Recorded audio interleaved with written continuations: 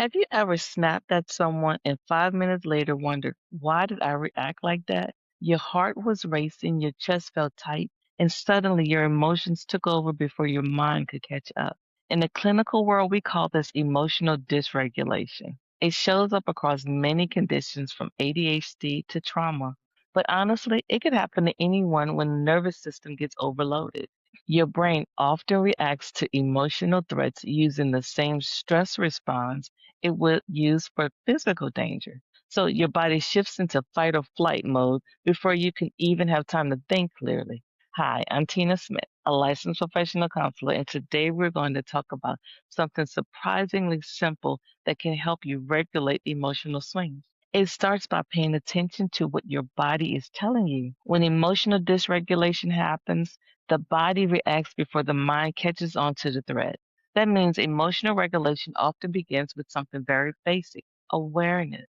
Learning to recognize what is happening in your body before your emotions spiral. In my practice, I often use a simple tool called HALT to help build that awareness.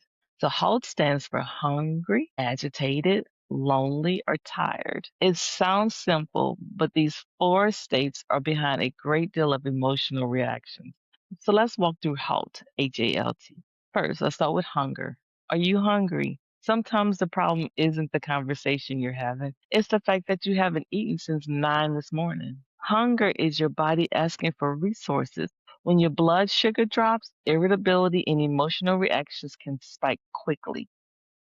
Do you know your gut is often called the second brain? It plays a huge role in producing serotonin, the chemical that helps regulate mood.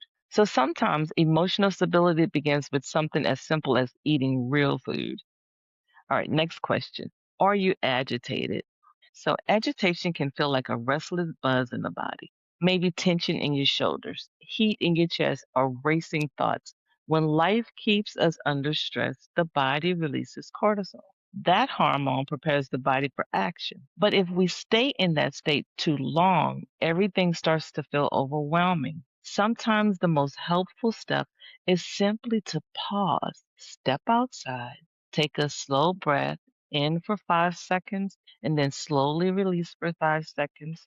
Do that about 3 to 5 times. That breathing pattern sends a signal to your nervous system that it is safe to settle down. All right, another question is, are you lonely? This one surprises people. Our modern world offers constant digital connection, yet many people still feel deeply isolated. Your nervous system actually needs safe human connection. Reaching out to a trusted friend, having a meaningful conversation, or even sharing a simple hug releases oxytocin. That bonding hormone helps lower stress and regulate the body.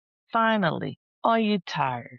Fatigue often disguises itself as irritability, poor focus, or a negative attitude. Sleep deprivation can turn even the calmest person into a bundle of nerve. When you allow your body to rest, it naturally produces melatonin and moves into a deeper repair. Sometimes the most responsible thing you can do is simply go to bed.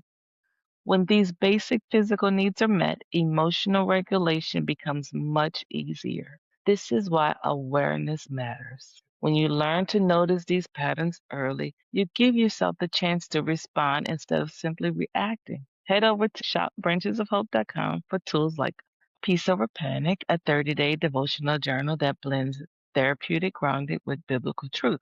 You can also hit the Book Now button on the website to schedule a telehealth session with me.